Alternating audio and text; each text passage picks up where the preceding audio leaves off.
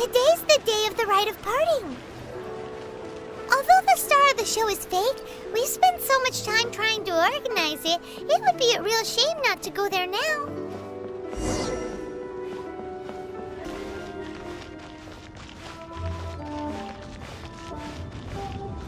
You know that god from the ocean couldn't have just shown up out of nowhere. I mean, it's been 2,000 years since Rex Lapis subdued it. Yes, and to think that this happened right on the heels of the incident with Rex Lapis, too. Say, do you think the person who assassinated our lord and released that evil god might have been one and the same? Now that you mention it, that's very possible. Yes, it's very possible indeed. I mean, it all fits together. That person must have colluded with the evil god to harm Rex Lapis. Oh, that wicked, black-hearted scoundrel. Still, what sort of supernatural prowess must this person possess to be able to do such things? I have never heard of such a person in all my years. Ah, forget it. Guessing's no use to us. Look, the Millilith over there looks like he's about to make an announcement. Let's hear what the Ministry of Civil Affairs has to say first.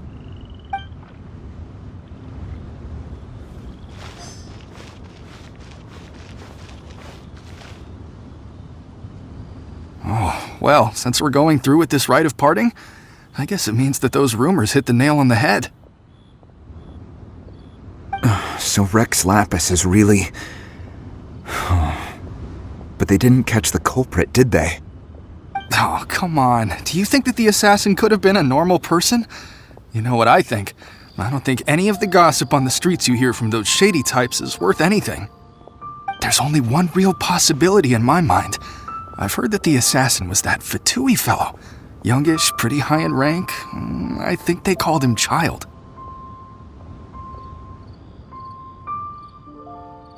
The Fatui?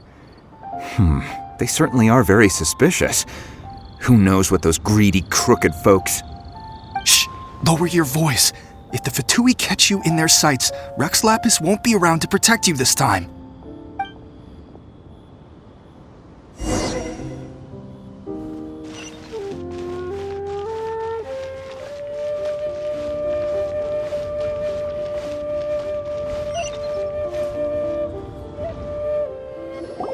Hear ye all!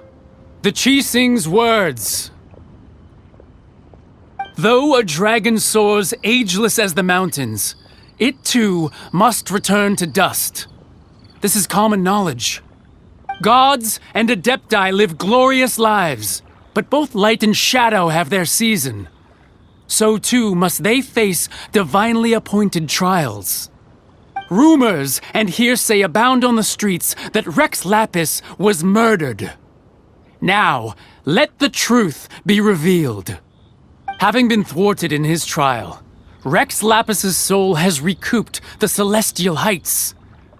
He beseeches the people of Liyue to grieve not and to let not their hearts be saddened. Nor are they to believe street-born rumors or indulge in baseless speculation.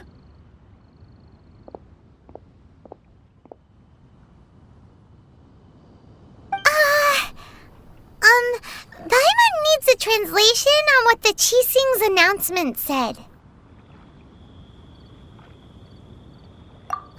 So that's how they're spinning it.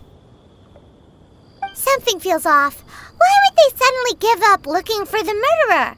Not to mention how this excuse sounds like something they just made up on the spot. Could the Qixing already have known that Rex Lapis wasn't dead? But Zhongli said that neither they nor the Adepti knew anything.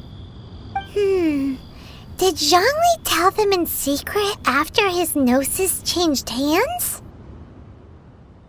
Exactly, right? Ooh, seems like the Rite of Parting has been going on for a while now. Let's go have a look.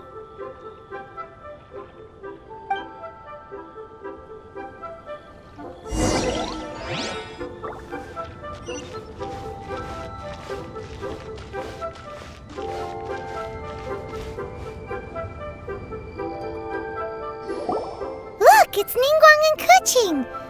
Are they saying something? Are their speeches over? As said previously, Rex Lapis' soul returning to the heavens is the end of the contract. And it is also the end of an era. 3,700 years of contracts burnt and reduced to ash.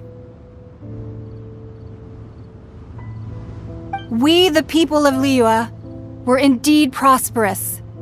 But blinded by our prosperity, we forgot that time can be pitiless. The long, unending dream of our archon walking among us. Now that we have awoken from our dream, we must learn to say farewell. Will you stand with us as we re-establish our contracts? As we build a new age of prosperity? So concludes the words of Her Eminence the Tianquan. Does Her Eminence the Yuheng have anything to add?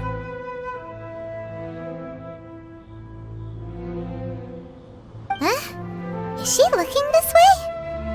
Traveler. Yikes! She really is looking our way! Is that the traveler who they say defeated the ancient god? So young. The Liyue Qixing always repay their debts. And as you have heard, our eyes see far and our reach is long. Name your price. You deserve that much. Whoa!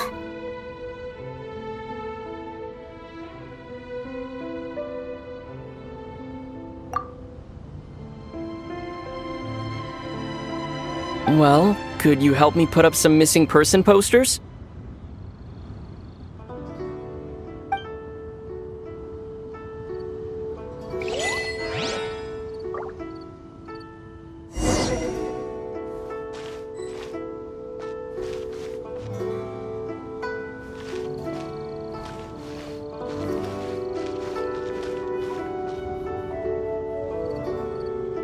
The cleanup of the premises, managing the crowds as they exit, making an account of the rite? There's much that remains to be done. I didn't miss anything, did I?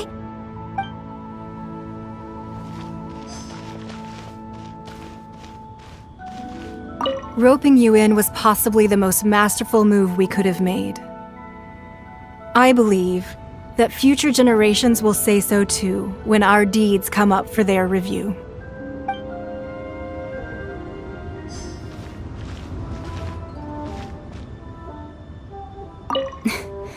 Why, you... Were you just trying to look cool earlier, or are you really that selfless? If you were looking for someone, you could have just told me that in private.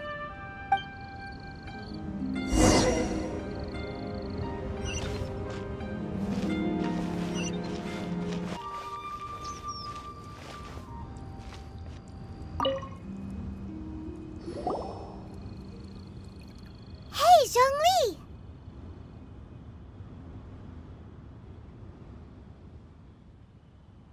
Look at this. Everyone in Liyue is caught up in their emotions, thinking that they'll never see Rex Lapis again. And here you are looking all relaxed. Why would I not feel more at ease after laying down the burden I have borne for 3,700 years? Right. If the two of you can spare the time, I should treat you to a meal at the Xinyue kiosk. Ha! That sounds like big talk, Zhongli. Paimon might have believed you if you were treating us to some third-round knockout, but you'd have to pay out your nose just to stand inside Xinyue kiosk. Are you sure you can afford it? You're right. I do lack the Mora. But why would Morax lack Mora? As the Rex Lapis Morax, I can easily create Mora. But since I have chosen to walk this earth as the mortal Zhongli, I should abide by the same rules that mortals do. When I was journeying with you, though I still had the Gnosis in hand, I knew that I must soon retire from my role as an archon. So I had to rehearse a little for my new life. Oh, no wonder. Paimon gets it now. You didn't look at the price tags when we were spending because you've never had to. But since you weren't used to not being able to just make more Mora as and when you wanted to, you had to try becoming a parasite to society who lives off of other people's credit. Well, we were only spending Fatui money. You don't have to say it like that. In the City of Commerce, we do not merely exchange money or goods. We also exchange knowledge, memories, and foresight, as well as positions, roles, and lives. The Archon Morax could never experience life as the true mortal Zhongli could, no matter how many times he descended to be with his people. I must thank you for that. I will treasure the memories that I made as Zhongli, traveling the streets of Liyue with you. That is true, but there is no journey that does not end. No meetings without partings. Paimon thinks that we should make a move and continue our search for the Seven. I fear that continuing your journey may be difficult. The nation that neighbors Liyue by sea, Inazuma, is presently closed. Yes, the nation has been closed by order of its deity, the Electro-Archon Baal. And just as the people of Liyue preferred to call me Rex Lapis, she too goes by another name among locals in Inazuma. Paimon thinks we've heard that one before. Raiden? That is the case. And since Raiden is also the shogun of Inazuma, people call her the Raiden shogun. That said, though people at the wharf were saying that the situation in Inazuma is very tense, Paimon doesn't remember that always being the case. It wasn't that bad last year. Zhongli, since you're Rex Lapis, shouldn't you know something about what's happening there? Just how did Inazuma become a closed nation? It's because of visions. Visions? When faced with circumstances beyond their control, humans often bemoan their lack of power. But if a person shows true strength of will at a desperate and fateful moment in their life, the gods will look upon them with favor. This is what visions are. Magical foci bestowed upon those who have been acknowledged by the gods. Uh-huh. That's how people in Teyvat see it. But starting from last year, the Raiden Shogun began promulgating the Vision Hunt Decree. Vision Hunt Decree? Yes. It was an order to seize all visions within Inazuma's borders, and to inlay them upon the hands of the statue of the omnipresent god. They want to seize visions. But why? Aren't visions blessings from the gods? I should think that in the Raiden Shogun's eyes, it is precisely because they are divine blessings that they should be under the sole dominion of divinity. Whoa, that's harsh. The Animo Archon is the god of freedom, and the Geo Archon is the god of contracts. For her part, the Raiden Shogun is the god of eternity. It seems as though she has finally decided to eliminate any unstable elements that could pose a threat to her eternal realm. The fact that even I, the oldest of the seven, have now passed away, will only strengthen her resolve to pursue eternity. Knowing her, she must have again quoted that adage she is most fond of when proclaiming that decree to her people. 7 ideals for 7 gods, and of these, eternity is nearest unto the heavenly principles. All right then. Was there anything else you wish to know? That was a good one. Failing a divine trial. How they came up with that excuse, I will never know. That said, the reason why the Qixing were so eager to resolve the incident and stop pursuing the culprit was indeed because they received news in secret that Rex Lapis was not dead. I hinted as much to the Adepti as well. How did I accomplish that, you ask? Have you ever heard of this particularly convenient Adepti art known as gifting dreams and visions? All right then. Was there anything else you wish to know? Yeah, about that. Before the Qixing made their announcement, we listened to a lot of people talking on the way. Most of them put the blame for everything on Child. These are indeed false accusations. But it remains undeniably true that Child did send people to the Jade Chamber to prevent the Adepti and the Qixing from defeating the ancient god. I've heard that Ningguang is busy milking that for all it's worth on the foreign relations front at the moment, browbeating the envoys of the Fatui. Ha! Those poor Snezhnayan diplomats.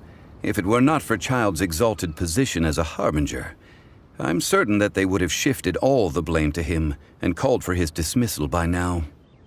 All right then. Was there anything else you wish to know? The time of the Adepti has long passed. If even the Liyue Qixing don't want to face that truth, then what future is there for Liyue? Keqing is absolutely right in saying this.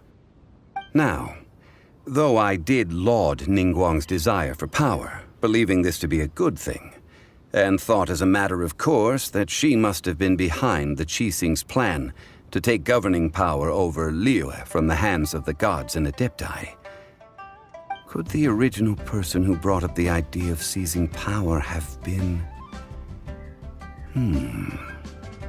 All right then. Was there anything else you wish to know? That's right. Zhongli, now that you don't have your gnosis, what's going to happen to all the Mora in Teyvat? Since Morax is dead, are they all just gonna disappear? Also, isn't the Golden House the only mint in the entire continent? Will it even continue to work? The Mora present now will not vanish. But the Golden House will indeed have to cease operations for a lengthy period of time, since creating Mora requires the use of the Geo-Archon's power. This is terrible! We're all about to run out of Mora! The world is coming to an end! Yes, this is indeed a major issue from a financial standpoint. Well, I suppose we'll just leave such troublesome matters to the Liyue Qixing to debate. Then, did you at least set some private funds aside for yourself? Oh, a private fund.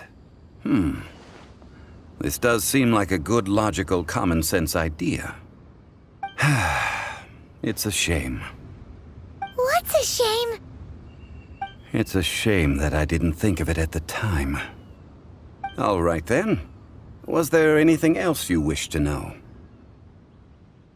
Well then, I suppose you'll have to find a way to get inside this closed nation. Have patience.